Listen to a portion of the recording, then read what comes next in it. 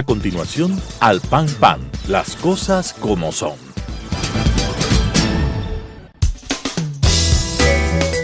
Clasificación B, bajo supervisión de un adulto.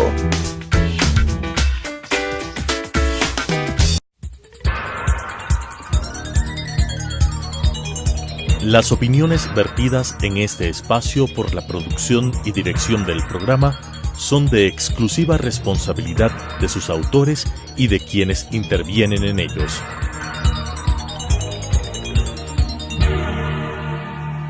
Telesucesos Canal 29 UHF presenta Al Pan Pan, las cosas como son.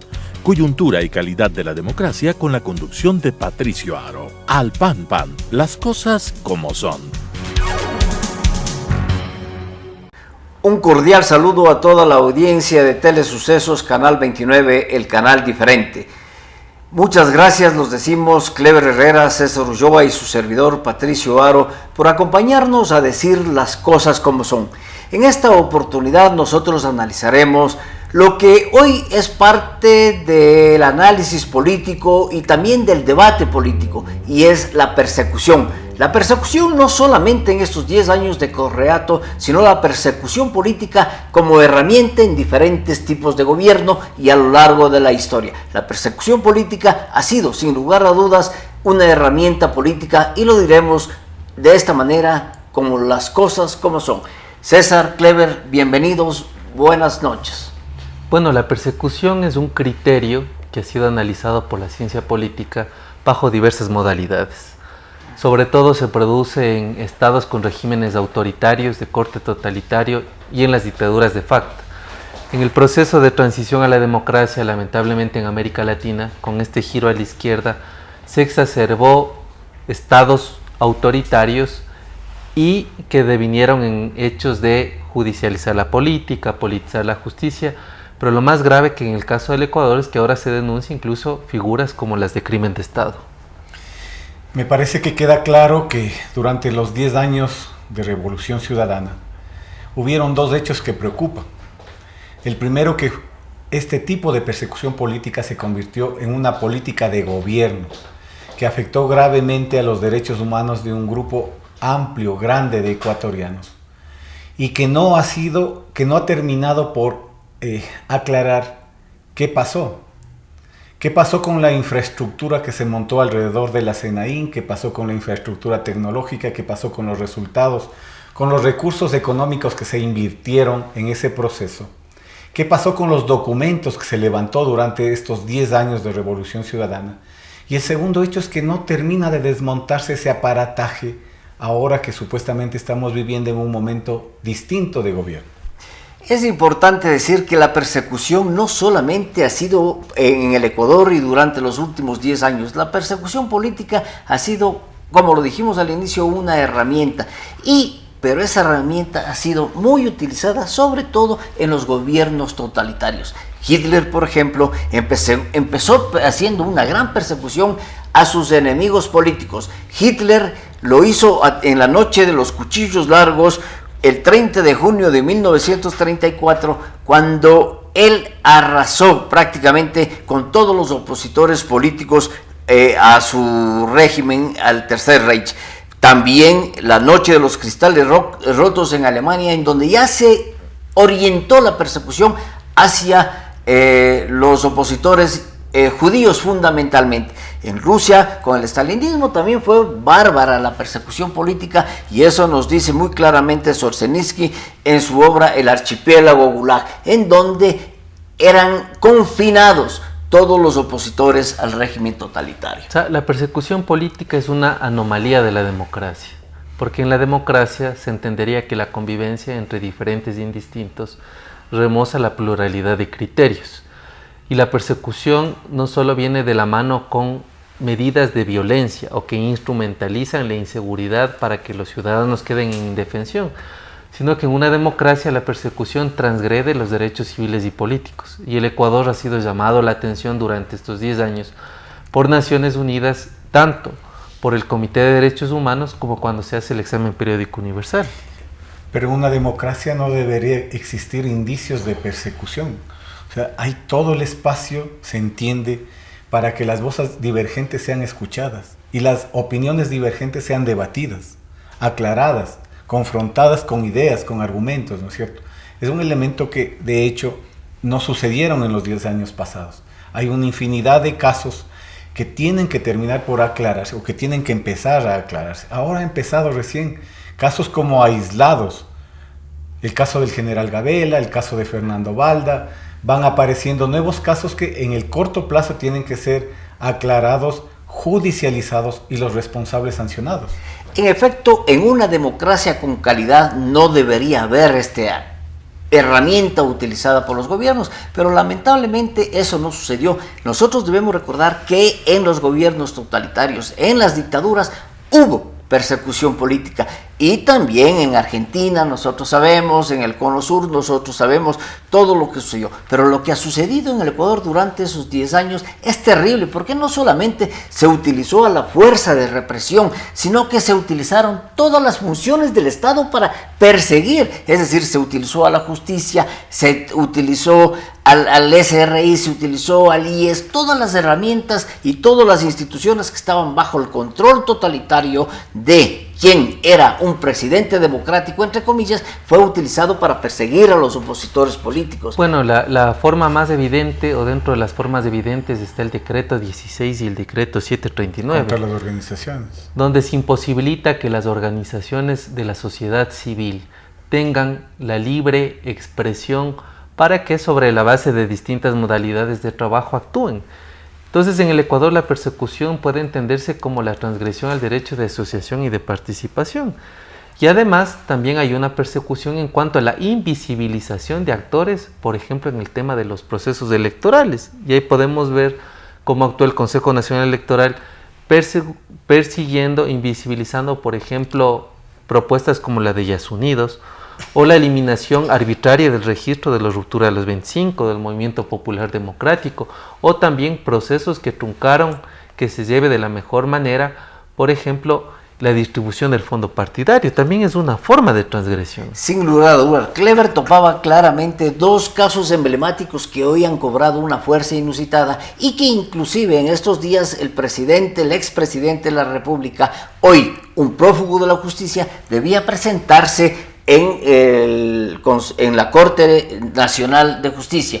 El presidente no se ha presentado y debía presentarse por el caso Balda, y también está nuevamente retomándose el Congreso Nacional ha asumido nuevamente la investigación de la muerte del general Gabela y de la adquisición de 7 helicópteros Druz que fueron realmente un fracaso.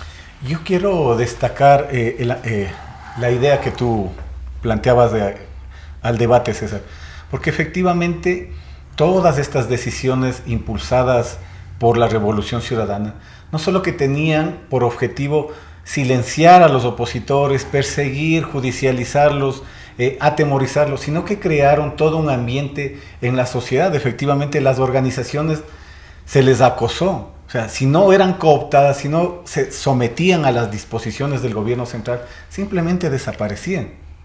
Y en ese marco hubo una afectación al tejido social, efectivamente, que hoy se intenta recomponer. A mí me parece que es importante tener presente ese elemento también. Claro, porque fíjate, en la democracia plena o en una democracia remozada de calidad, la asociación y la participación son elementos insustituibles. Pero en este caso, el juego electoral nunca tuvo reglas ni competitivas, ni claras, ni transparentes. O sea, si uno mira, por ejemplo, cosas como la legitimidad de origen, en términos de si las personas cumplen por méritos en asuntos de formación y experiencia, los cargos, ahí provoca una sensación bastante complicada. Sobre la base del decreto 16 también es importante decir que hubo persecución y hubo coacción. No se permitió la participación de todas las organizaciones sociales, especialmente de las organizaciones que marcaron un hito permanente a lo largo de esta última etapa democrática. Es decir, desde 1980 hacia acá, la Unión Nacional de Educadores, la Unión Nacional de Periodistas, los frentes de trabajadores fueron reemplazados arbitrariamente con allegados al gobierno, y eso también es una forma de persecución. Evidentemente, o sea, no puedes dejar de señalar que Por ejemplo, Acción Ecológica, que tuvo una postura frontal ante la política gubernamental minera, fue acosada, ¿no? Pachamama. La Unión Nacional de Educadores fue desaparecida literalmente, ¿no es cierto?, y reemplazada por una red de maestros que hoy tiene serios cuestionamientos respecto a sus integrantes y al papel que han jugado en el sistema educativo.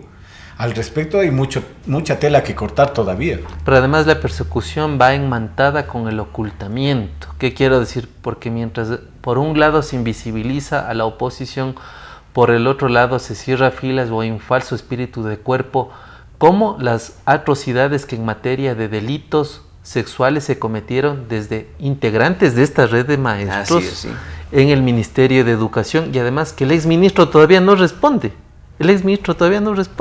Y que sigue en funciones como asambleísta, ¿no? Claro, sí. Y eso es lamentable porque esta persecución de alguna manera no ha sido todavía disipada. Es decir, hay persecución.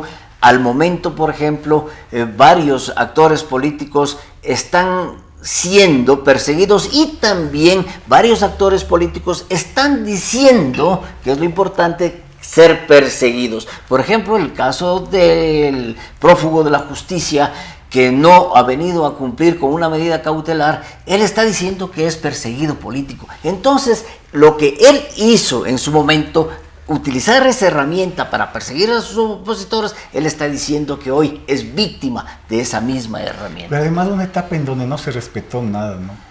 A mí se me viene a la mente dos casos. El estudiante del colegio Hermano Miguel, que por hacerle una señal de desaprobación al expresidente Correa, recibió toda la arremetida de su seguridad personal, de la propia participación del expresidente, con una agresión verbal y física terrible, ¿no es cierto?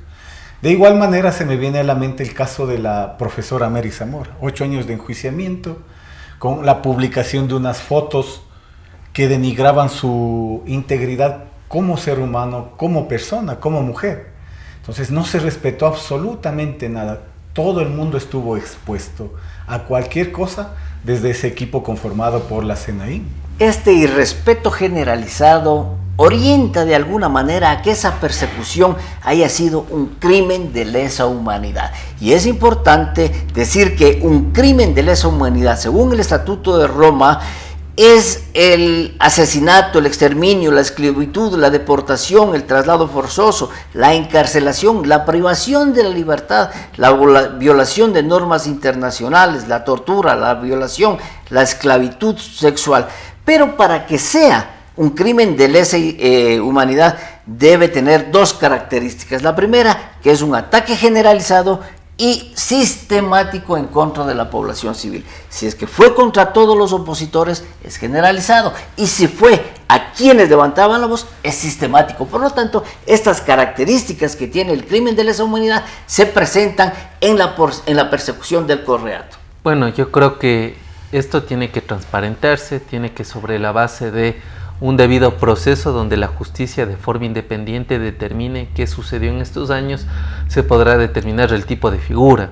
Ahora, yo creo que una de las cosas que exige o demanda la ciudadanía es que exista transparencia, pero sobre todo independencia en estos casos, porque tampoco por salir de una década donde hubo arbitrariedades, tampoco se administra justicia con arbitrariedad. Yo creo que transparentar significa, ¿no? Claro, transparentar significa una justicia que actúe de forma independiente, y a mí me da toda la impresión que el fiscal encargado está actuando con las credenciales que los fiscales anteriores no tenían, por las vinculaciones, ¿no? No deja de preocuparme a mí un hecho que yo había planteado, ¿no?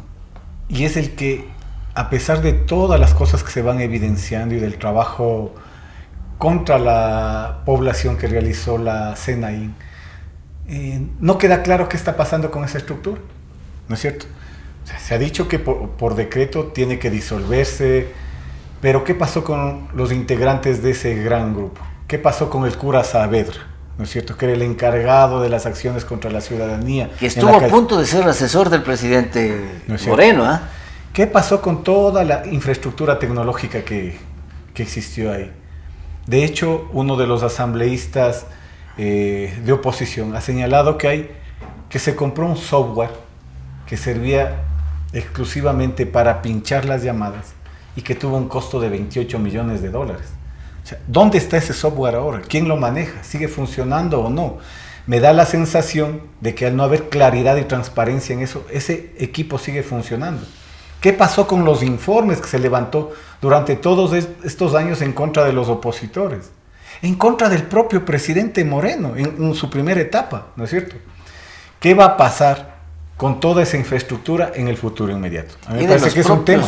De los propios miembros del equipo de gobierno, que también fueron perseguidos en sus inicios, hasta tener la confianza suficiente en esos hombres. Pero también, Patricio, ha habido un silencio hasta cierto punto de vista obsecuente de algunos sectores que también de la oposición en su momento miraron con cierta resistencia o apatía a involucrarse en cosas, ¿no? O sea, si uno mira las votaciones de la Asamblea, también ahí la oposición tiene su parte. O sea, aquí tampoco creo que se puede construir en blanco y negro. Yo creo que la sociedad es el resultado de las distintas actuaciones, de las correlaciones de las fuerzas políticas. Y yo creo que, por ejemplo, si uno miraría, Patricio, quienes votaron por la aprobación de ley de comunicación, nos caeríamos de espaldas, porque muchos de los que ahora se dicen opositores y que están hablando mal del correísmo fueron los primeros que votaron a favor de una ley punitiva. Entonces también los partidos políticos tampoco cumplieron. Y a mí me parece que es un tema de debate sin que eso justifique que exista la persecución, pero también habría que pensar efectivamente qué sucedió en la sociedad durante estos 10 años para que se mire con un silencio cómplice muchas cosas. Claro, y eso es importante decir también, la necesidad que hemos reclamado a través del PAN y hemos dicho las cosas como son, a la necesidad que tiene el país de una nueva forma de hacer política para no caer precisamente en esto, en ser cómplices de todos los males del país, cómplices y encubridores de muchas veces. Pero también refrescar la memoria histórica, la memoria colectiva de la ciudadanía. En estos días ha circulado con bastante intencionalidad la votación que se dio en la Comisión de Fiscalización cuando se dejó de insubsistente el informe del caso Gabela. Entonces, como tú decías, hoy hay varios opositores que se rasgan las vestiduras, pero que votaron por archivar ese caso que se ha convertido en un caso emblemático. Y tenemos que seguirles recordando a la ciudadanía, porque no nos admiremos que en las elecciones que se avecinan van a volver a ser candidatos. Indudablemente hay que llegar a desintoxicar las malas prácticas.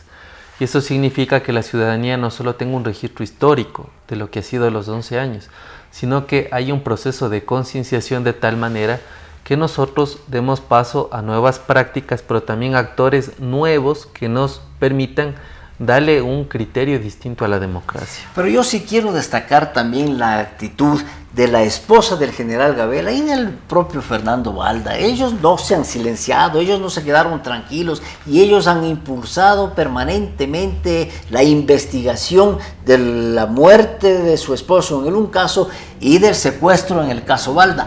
Pero gracias a esa tenacidad, gracias a ese empuje de la sociedad civil como tal, es decir, la sociedad civil no puede hacer un silencio mutis frente a las atrocidades de un gobierno persecutor y tiránico. Me parece que no son solamente esos casos. Lourdes Tibán ha levantado una acción de denuncia respecto a la agresión que sufrió, ¿no es cierto? El caso de los 10 de Luluncoto sigue un trámite jurídico hasta buscar sanción. Podríamos dar un sinnúmero de nombres más, pero efectivamente, o sea, no son solamente los represores de ahora, como decíamos al inicio, son los represores del pasado también.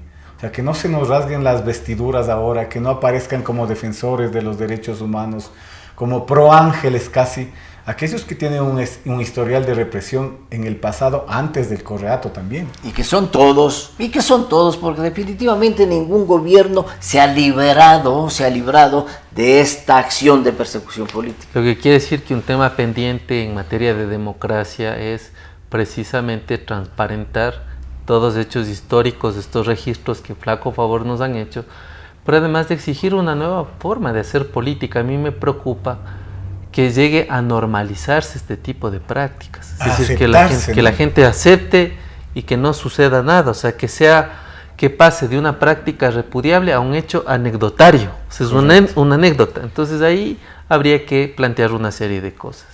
Sí, es importante decir, y creo que todos los que hemos sido víctimas de la persecución política del Correato estamos tomando acciones y medidas para que se sancione a esos persecutores, para que se sancione a quienes de alguna manera, violentando las leyes, imponiendo su voluntad y utilizando todo el poder y la fuerza del poder, persiguieron a quienes simplemente no estábamos de acuerdo con su ideología y su forma de gobernar. Pero también para que el gobierno del presidente Moreno, teniendo en cuenta que un aparato de seguridad es importante para la seguridad del Estado, ¿no es cierto?, trabaje en función de eso y se desmantele ese aparato de seguridad para perseguir a opositores políticos. Entonces, eso es lo importante ahora, me parece.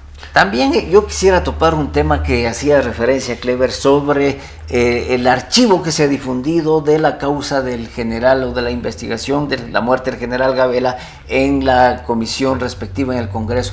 Los votos fueron mayoritariamente a favor, por eso se dio ese resultado, pero hubo un voto en contra. ¿Y quién votó en contra? Fue un asambleísta de Sociedad Patriótica, hoy perseguido, encarcelado, humillado y al borde de la muerte.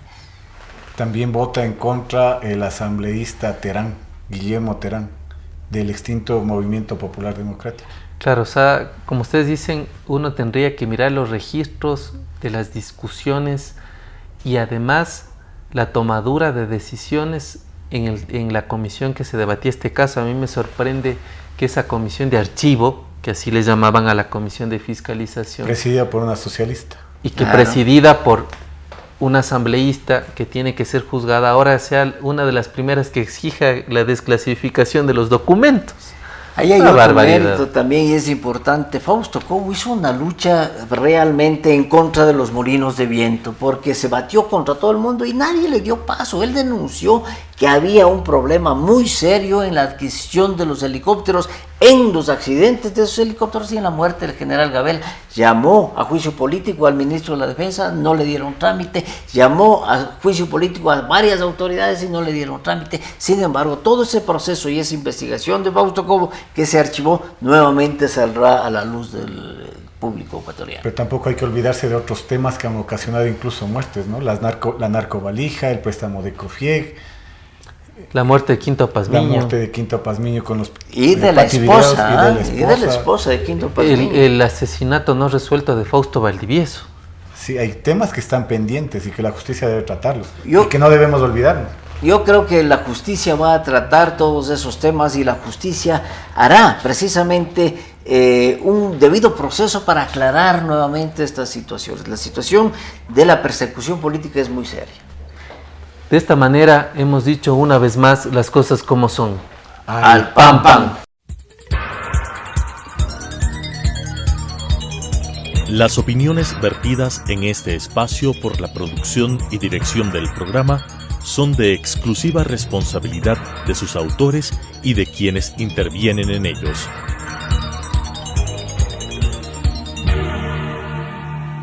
Telesucesos Canal 29 UHF presentó Al Pan Pan, las cosas como son. Coyuntura y calidad de la democracia con la conducción de Patricio Aro. Al Pan Pan, las cosas como son.